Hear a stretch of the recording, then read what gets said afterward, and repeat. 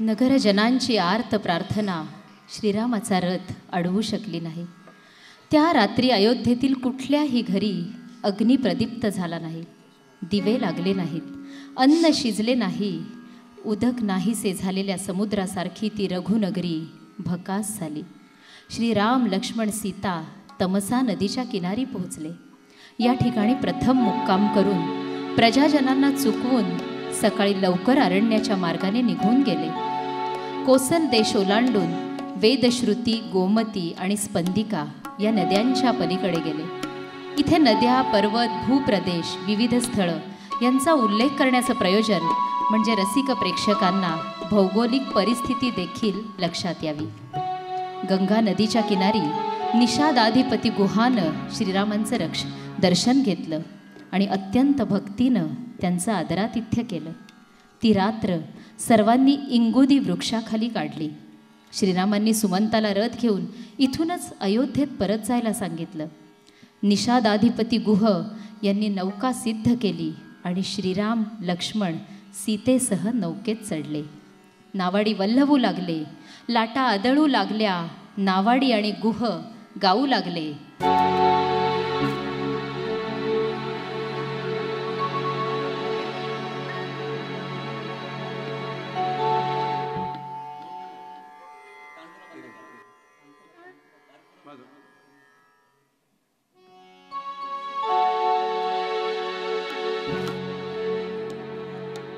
नकोस नौके परत फिरूग, नकोस गंगे ऊर धरू, नकोस गंगे परत फिरूग, नकोस गंगे ऊर धरू।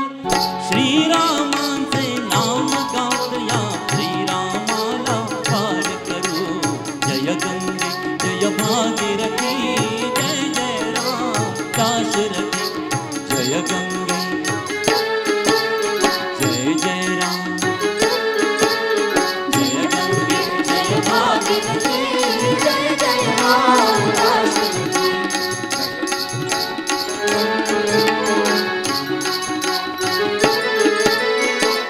दैवाची उलटी रे माथावरचा ढळवू मेघ।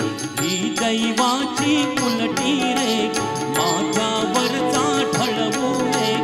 भाग्य आपुले आपुल्या हात आपुल्यापासून दूर करू, आपुल्यापासून दूर करू। श्रीरामाचे नाम गात या श्रीरामाला पार करू। जय गंगे जय भागीरथी, जय जय राम दाशरथी।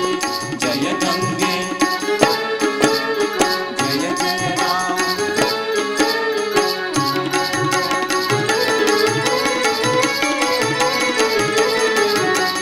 श्री विष्णूंचा हा अवतार, भवसिंधू तो करितो पार। श्री विष्णूंचा हा अवतार, भवसिंधू तो करितो पार। त्या रक्ताला तारून नेऊ, पदस्पर्शाने सर्व तरू, पदस्पर्शाने सर्व तरू। श्रीरामाचे नाम गात या श्रीरामाला पार करू। जय गंगे जय भागीरथी, जय जय राम दाशरथी। जय गंगे जय जय राम।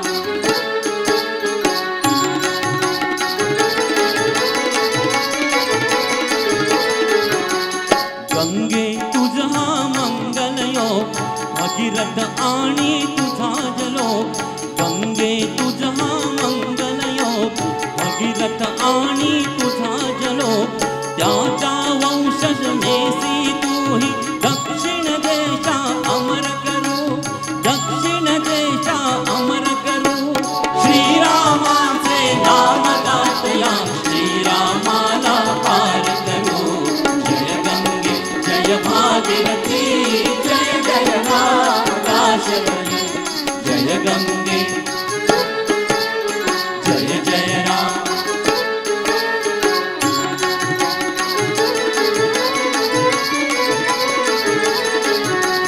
पावन गंगा पावन राम, श्रीरामांचे पावन नाम।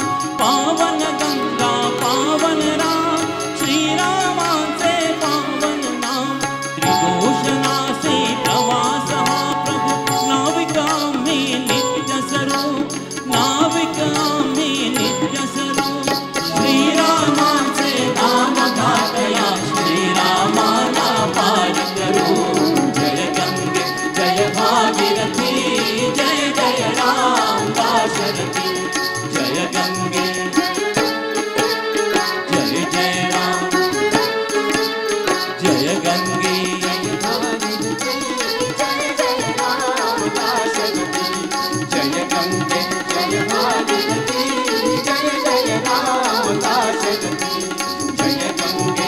जय भागीरथी जय जय राम दाशरथी।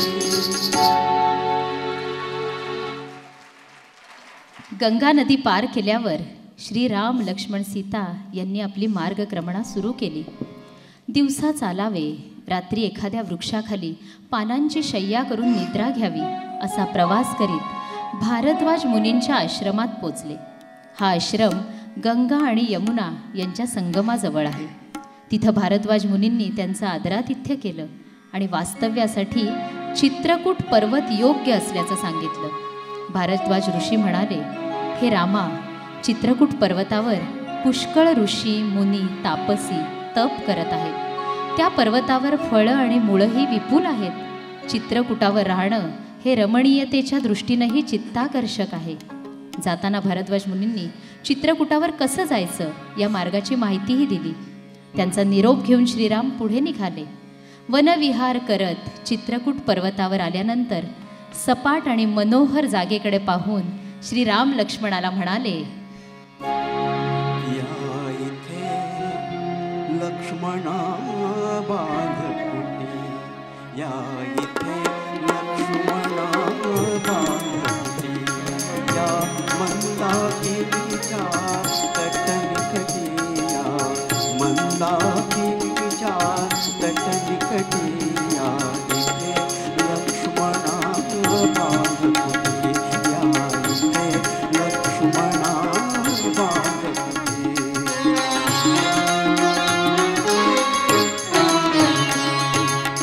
चित्रकूट हेच तपोवन, येत नांदगी सात गौरीचन, सखे जानकी करी अवलोकना. ही निसर्ग शोभा फुलविरिती, ही निसर्ग शोभा फुलविरिती, या इथे लक्ष्मणा बांध कुटी, या इथे लक्ष्मणा बांध कुटी.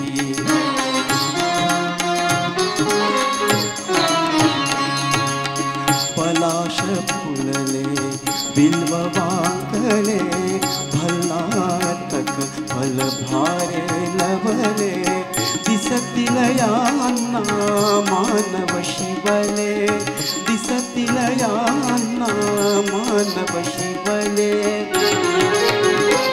ना सैललताची कुठे मिठी, ना सैललताची कुठे मिठी, या इथे लक्ष्मणा बांध कुटी, या इथे लक्ष्मणा बांध कुटी.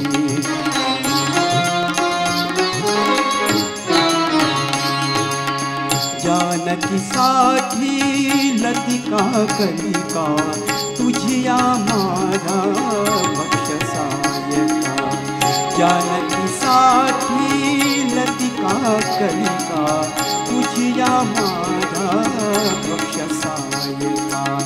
उभय ठेविले वनांत एका, उभय ठेविले वनांत एका.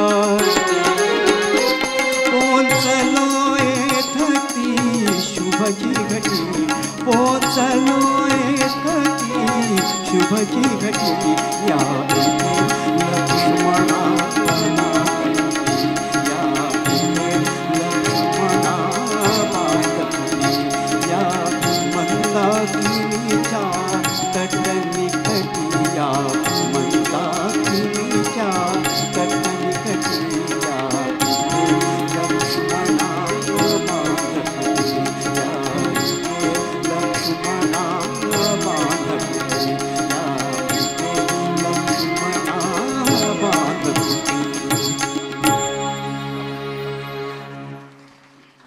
लक्ष्मणानं पर्णकुटी बांधल्यानंतर श्रीराम म्हणाले, आपण या पर्णशालेची वास्तुशांती करू, कारण चिरंजीवी होऊ इच्छिणाऱ्या पुरुषांनी वास्तुशांती ही अवश्य केली पाहिजे. इकडे सुमंत अयोध्येला परत पोहोचले. सीतेसह राम लक्ष्मण वनात कसे गेले याचे वर्णन त्यांनी केले. राजा दशरथाला खूप दुःख झाले. कौसल्येला शोक अनावर होऊन ती राजा दशरथाला कटू बोलली. त्यावेळी राजा दशरथानं हात जोडले आणि श्रावण वधाची हकीकत सांगितली. श्रावणाचा माझ्या हातून मृत्यू झाल्यामुळं त्याच्या मातापित्यांनी पुत्र शोकाने मरशील असा मला शाप दिला होता आणि त्यानंतर पुत्र शोकानं राजा दशरथाचं प्राणोत्क्रमण झालं. सर्व प्रजाजन व्याकुळ झाले. आजोळी असलेल्या भरत शत्रुघ्न यांना आणण्यासाठी दूत पाठवले गेले. मात्र वडिलांच्या मृत्यूची वार्ता गुप्त ठेवण्यात आली. त्यावेळचा दूतांचा मार्ग मालती नदी, शरदंडा नदी, पांचाल देश, बाल्हिक देश, सुदाम पर्वत, विपाशा आणि शाल्मली नदी असा होता. रामाला राज्याभिषेक होत असल्यानं त्या सोहळ्यासाठी पाचारण केलं असेल अशा सुखद कल्पनेनं भरत अयोध्येला आला. येतानाचा भरताचा मार्ग सुदामा नदी, पश्चिमेकडे वाहणारी रादिनी नदी, शतत्रू नदी, शिला नदी, शिलावाहा नदी, चैत्ररथ बन, गंगा आणि यमुना यांचं संगमस्थल, भारूड बन, कुलिंगा नदी, कुटीकोष्टिका नदी आणि गोमती नदी असा होता. मातुल गृहातून परतलेला भरत शून्य अशी अयोध्या बघतो. सुन्न होऊन तो दशरथाच्या महालात जातो. कैकईकडून दशरथाचा मृत्यू, रामाचा वनवास हा वृत्तांत भरतास कळतो. कैकई भरताला राज्य स्वीकार करण्याविषयी उपदेश करते, पण आपल्या मातेचे स्वार्थीपणाचे भाषण ऐकून भरताचा संताप अनावर होतो आणि तो कैकईची कठोर शब्दात निर्भत्सना करताना म्हणतो, मातान तू बैरिणी, मातान तू बैरिणी, मातान तू बैरिणी, मातान तू बैरिणी, अश्वपतीची नवेस कन्या नवेस माझी माय, धर्माज्ञाच्या वंशी तुमचे नाते गाय, वदनाताचा करील गुढे पतिव्रता का कुणी, मातान तू बैरिणी, मातान तू बैरिणी, मातान तू बैरिणी.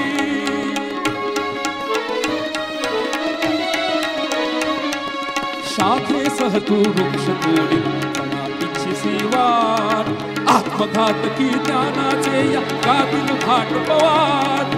शाखे सह तू वृक्ष तोडील फळा इच्छिसी वार, आत्मघातकी ज्ञानाचे या गातील भाट पवार.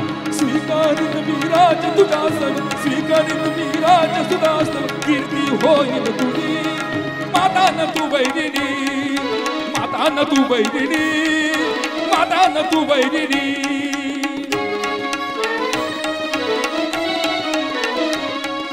असेल तेथे श्रीरामाचा मुकुट अर्पिणे त्यास, हाच एकला ध्यास येथून हेच एक विलास.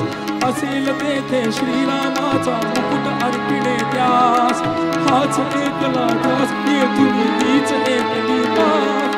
काळ रात्री सिंगला हा इथे, काळ रात्री सिंगला हा इथे तू आक्रंद विजनी, मातान तू बैरिणी, मातान तू बैरिणी, मातान तू बैरिणी, मातान तू बैरिणी, मातान तू बैरिणी.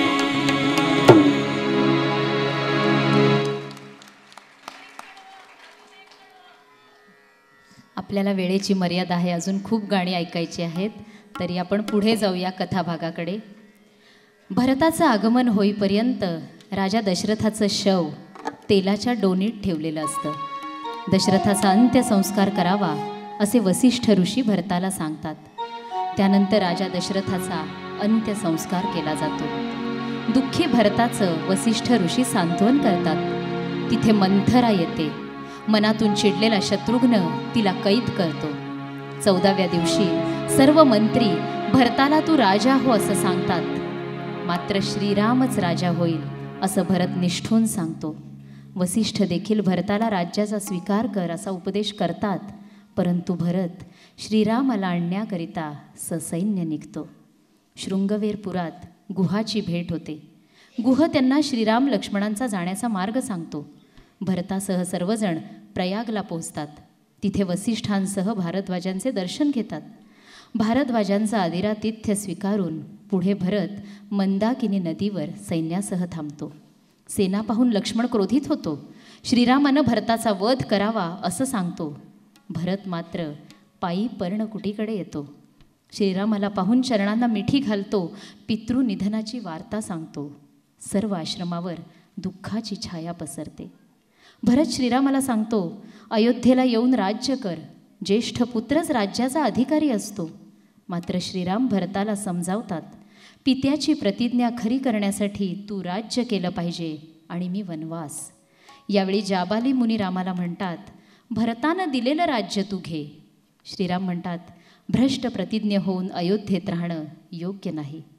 त्या तेजस्वी भावांचा अंगावर रोमांच उठवणारा तो समागम पाहून तिथं जमलेले महर्षी आश्चर्यचकित झाले आणि गुप्तपणे तिथे आलेले महर्षी आणि मुनिगण त्या महाभाग्यवान श्रीराम आणि भरत या दोघा भावांची प्रशंसा करू लागले.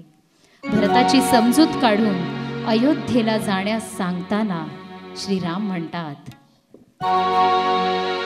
दैवजात दुःखे भरता, दैवजात दुःखे भरता, दोषना कुणाचा, पराधीन आहे जगती पुत्र मानवाचा,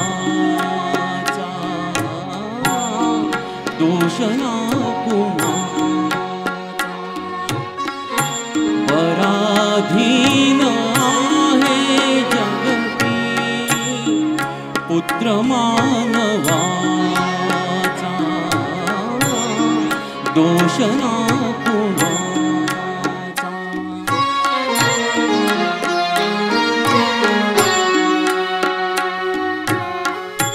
माय कैकयीना दोषी नव्हे दोषिता, राज्य त्याग कानन यात्रा सर्व कर्म खेळ चाललासे माझा पूर्व संचितांचा,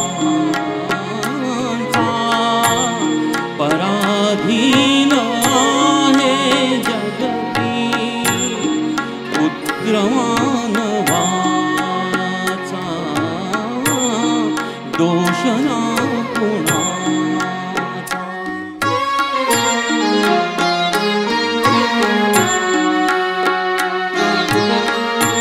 जरा मरण यातून सुटला कोण प्राणी जात, दुःख मुक्त जगला रे कुणी जीवनात, वर्धमान ते चाले मार्ग रे पराधीन आहे जगती पुत्र मानवाचा, दोषना कुणाचा.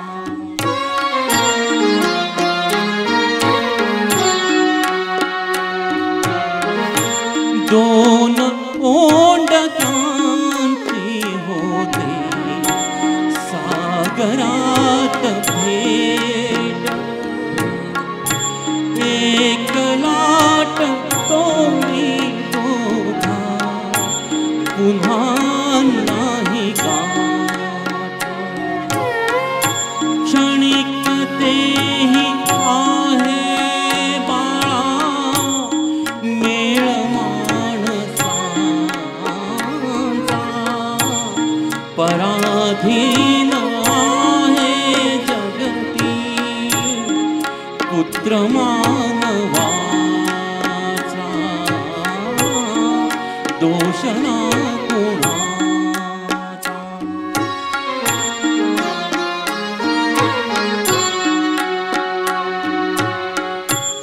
संपल्या विनाही वर्षे दशोत्तरी चार, संपल्या विनाही वर्षे दशोत्तरी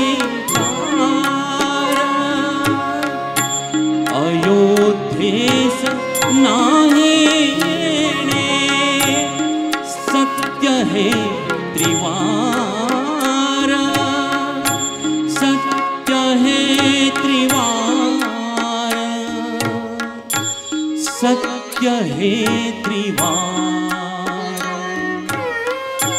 तूच एक स्वामी आता अयोध्या पुरीचा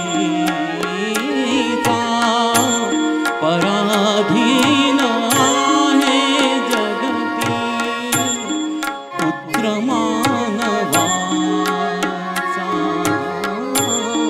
दोष ना कुणाचा.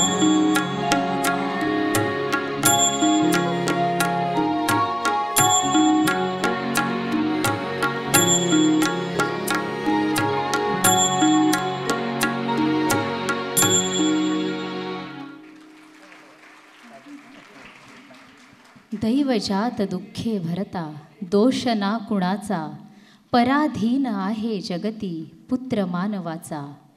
गीत रामायणातील शब्द आणि स्वर या दोन्हीच्या बाबतीतील हे सर्वोत्तम असं गीत, जीवनाचं सत्य स्वरूप सांगणारं हे गीत बाबूजींनी आवडत्या यमन रागात स्वतः गायलं होतं. या गाण्यानंतर गीत रामायणात भरताचं गीत आहे. तात गेले माय गेली भरत आता पोर का मागणे हे एक रामा आपुल्या त्या पादुका आपुल्या त्या पादुका. भरतानं अत्यंत काकुळतीनं मागितलेलं हे दान श्रीराम नाकारू शकले नाहीत. रामाच्या पादुका शिरी धारण करून भरत नंदीग्रामात येतो. तिथेच रामाप्रमाणे वनवासी वेश घालून राहतो आणि तिथूनच रामाच्या नावानं राज्यकारभार चालवतो. इकडे वनवासात पितरांची पूजा विधीपूर्वक केली पाहिजे असे श्रीरामांनी सीतेला सांगितलं. उत्तर क्रियेस जाताना स्त्रियांनी सर्वात पुढे, कनिष्ठांनी त्यांच्या मागे आणि ज्येष्ठांनी सर्वात मागे चालावे. सीता, लक्ष्मण, श्रीराम मंदाकिनी नदीवर गेले. तिथं राजा दशरथाला त्यांनी उदक दिले. विधिवत दशरथाची उत्तर क्रिया केली. त्यानंतर श्रीरामानं सीता आणि लक्ष्मणासह राक्षसयुक्त दंडकारण्यात प्रवेश केला. वाटेत श्रीराम लक्ष्मणांनी विराध नामक राक्षसाचा वध केला. तिथून ते शरभंग ऋषींच्या आश्रमात गेले. शरभंग ऋषींनी रामाला सुतीक्ष्ण मुनींना भेटायला सांगितलं. तिथं श्रीरामानं राक्षसांपासून ऋषींचं संरक्षण करण्याची प्रतिज्ञा केली. पुढे तपोवनात श्रीरामांनी 10 वर्ष आनंदाने वास्तव्य केलं आणि त्यानंतर अगस्त्य मुनींनी पंचवटी नावाच्या सुंदर प्रवेशात जाण्याचा रामाला उपदेश केला. हा प्रदेश गोदावरी नदीच्या समीप आहे.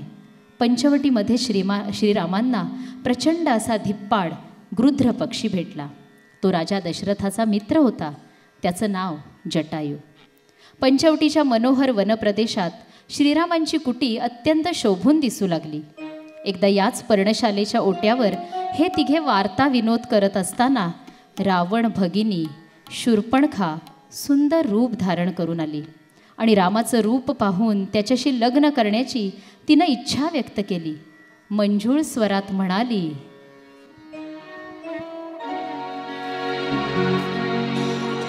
कोण तू कुठला राजकुमार कुठला राजकुमार कोण तू कुठला